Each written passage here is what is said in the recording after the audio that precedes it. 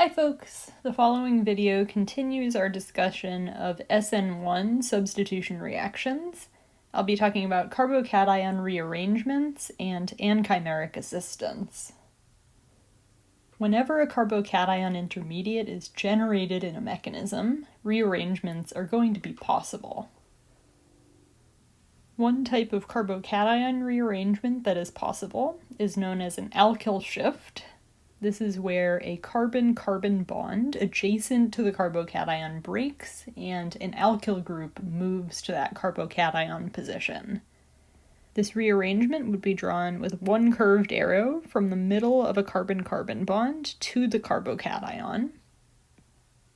This shows that alkyl group moving with its electrons to that position that was formerly a carbocation, and the carbon that lost the alkyl group is the new carbocation. This particular alkyl shift, which I could also call a methyl shift, converts a secondary carbocation into a more stable tertiary one. A rearrangement known as a hydride shift is also possible. This would be drawn with one curved arrow from the middle of a carbon-hydrogen bond to a neighboring carbocation. This moves that hydrogen with the electrons to form a new carbon-hydrogen bond, and the carbon that has lost the hydrogen is now the new carbocation. This particular hydride shift converted a secondary carbocation into a more stable tertiary one. You can use observations of whether or not carbocation rearrangements occur to distinguish between SN2 and SN1 mechanisms. Let's consider butanol reacting with HBr. The alcohol group itself is not a good leaving group, but it can become a good one if it's protonated. So the mechanism would begin with a proton transfer. This generates the conjugate acid of the alcohol, and this cationic oxygen has a good leaving group now, water. This carbon group attached to the cationic oxygen is now a good electrophile, and it is not a very sterically hindered position. An SN2 reaction can occur with the bromide that was generated in the first step. So I would have simultaneous nucleophilic attack and loss of leaving group. This generates the bromobutane product and water as a byproduct.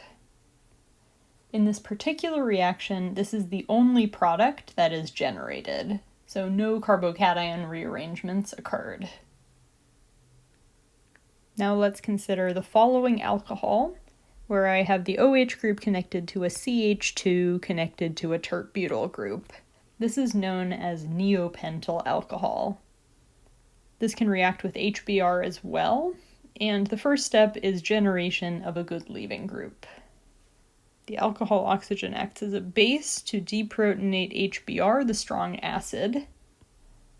This generates the conjugate acid of the alcohol, where the cationic oxygen is now a good leaving group.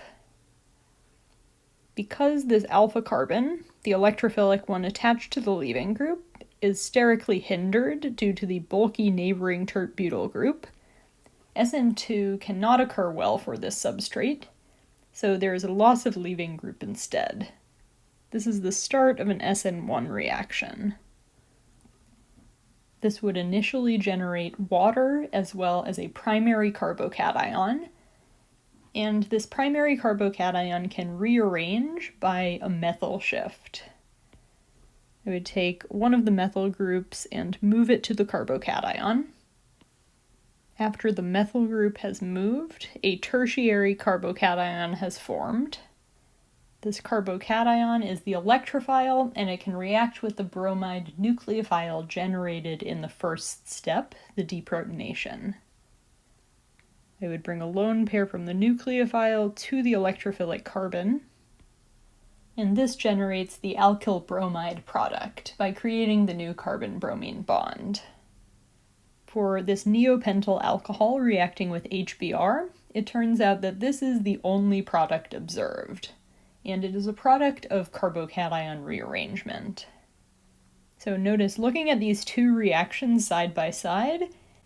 The one that occurred by SN2 had no rearrangement possible because there was not the formation of a free carbocation, whereas in a mechanism that occurs by an SN1 mechanism, where the carbocation is generated, rearrangements can occur.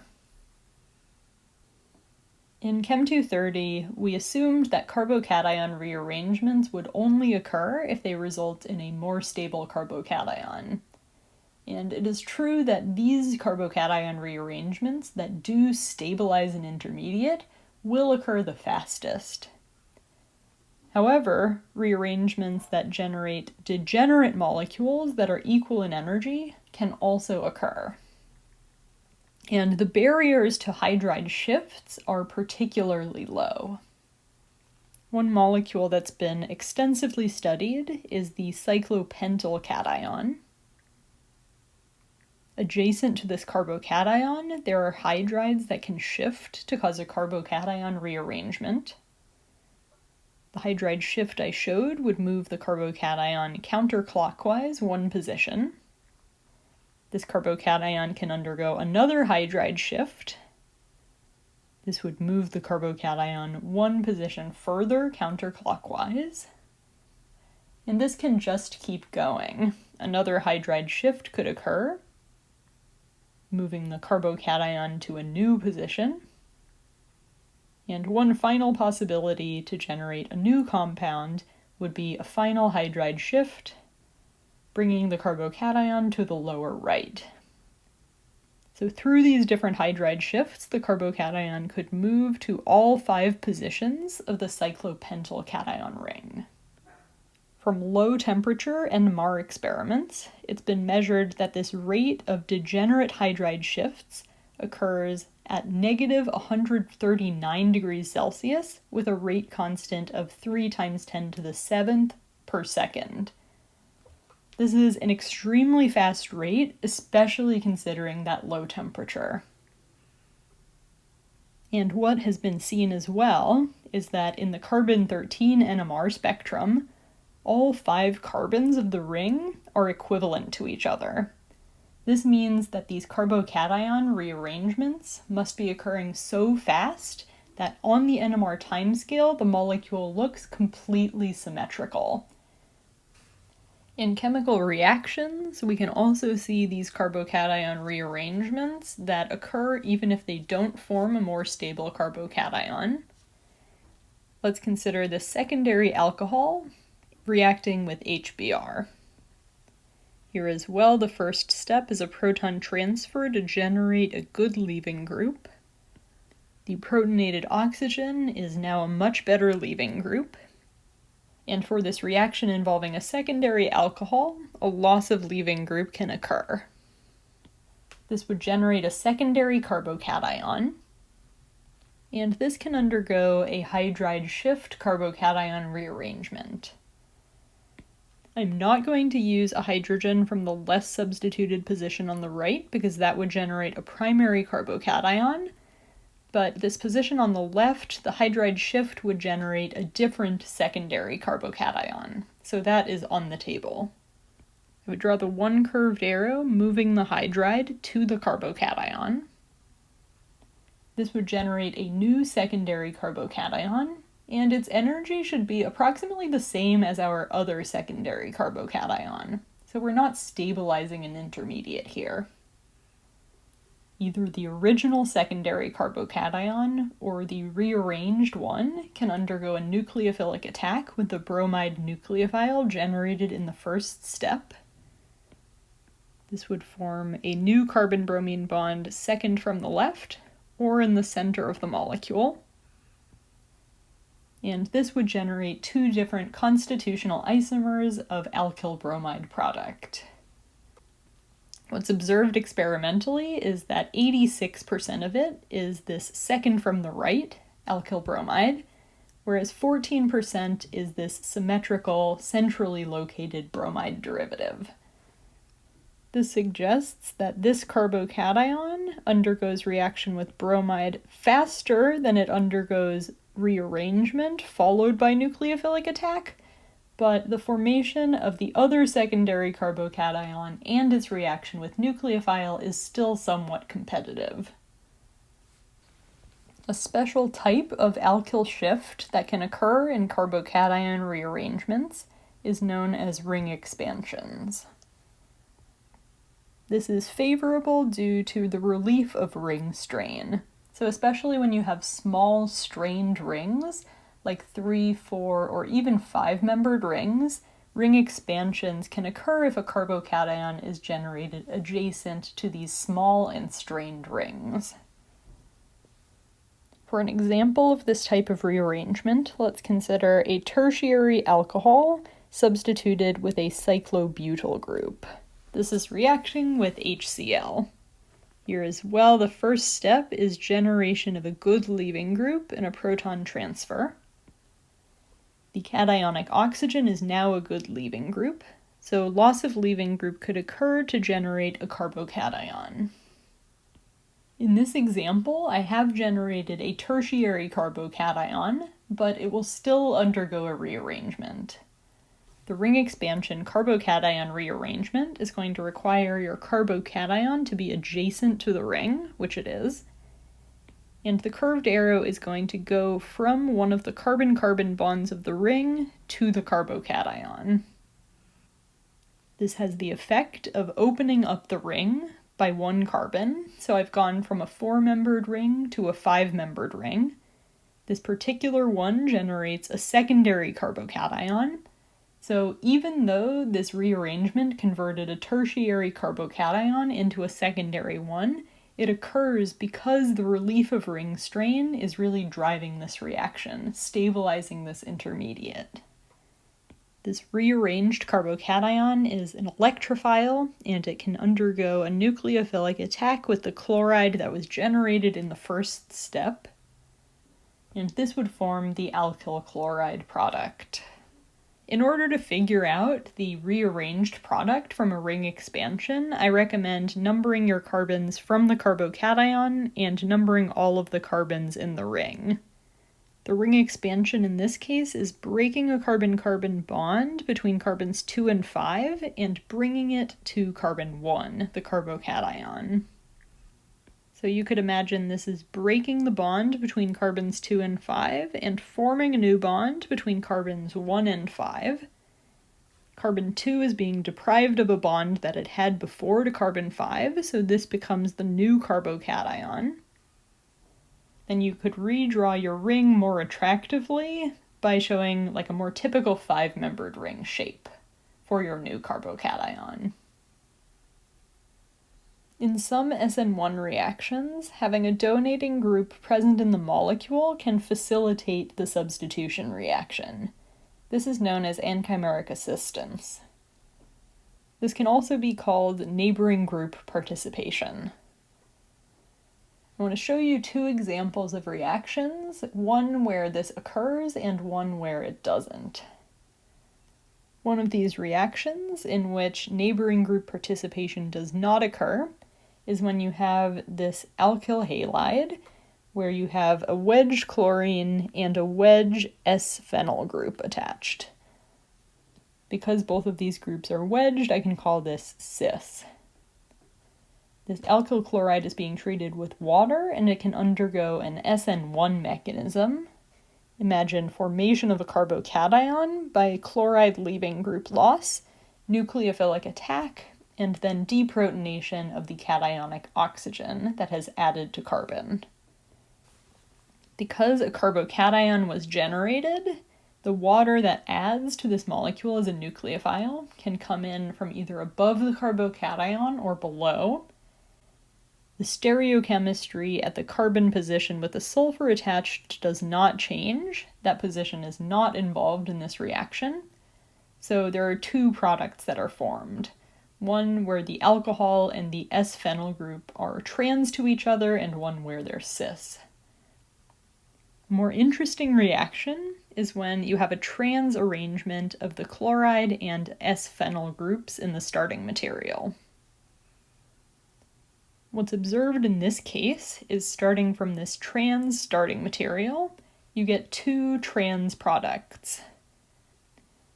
In one of these products, the S-phenyl group is present as a wedge at its original position, and the alcohol group that was added is a dash, trans to it. And in the other product, the S-phenyl group is still a wedge, but it's been transferred to the neighboring carbon that originally had the chlorine attached to it, and the alcohol group was added trans as a dash to the position that originally had sulfur attached. So we have two different sets of products formed, starting from a cis or a trans geometry of the starting material. And what's observed is that this second reaction proceeds 70,000 times faster than the first one. We need a slight twist on an SN1 mechanism in order to explain this behavior. In the mechanism, the sulfur is going to use a lone pair to facilitate this reaction. So this is our neighboring group participation. We'll have what looks like an intramolecular SN2 reaction, where the sulfur is displacing the chlorine in a single step. This forms an intermediate with a three-membered ring to sulfur, where sulfur now has a positive charge. The carbons of this three-membered ring are electrophilic, and they are susceptible to nucleophilic attack by the water solvent. There are two possibilities for this nucleophilic attack. I could attack either carbon of the three-membered ring. I'll start with the SN2 reaction involving the carbon on the left. So I bring in the nucleophile, kick out the sulfur in the same step. Because the sulfur group was a wedge, the incoming nucleophilic water molecule had to add from below as a dash, and that oxygen has 3 bonds and a positive charge in this intermediate. To get to the neutral alcohol product, I need to deprotonate this cationic oxygen. I can do this using another water solvent molecule. The water is functioning as a base to deprotonate this position, and this generates a neutral final product. To get to the other product that was formed, we have to consider what if the nucleophilic attack had occurred at the other carbon of the three-membered ring instead. So I would still have an SN2 reaction, but I'm breaking a different carbon-sulfur bond. This other SN2 reaction also proceeds with an inversion of stereochemistry, so since the bridging sulfur group was a wedge, the new O group has been added as a dash and is currently cationic.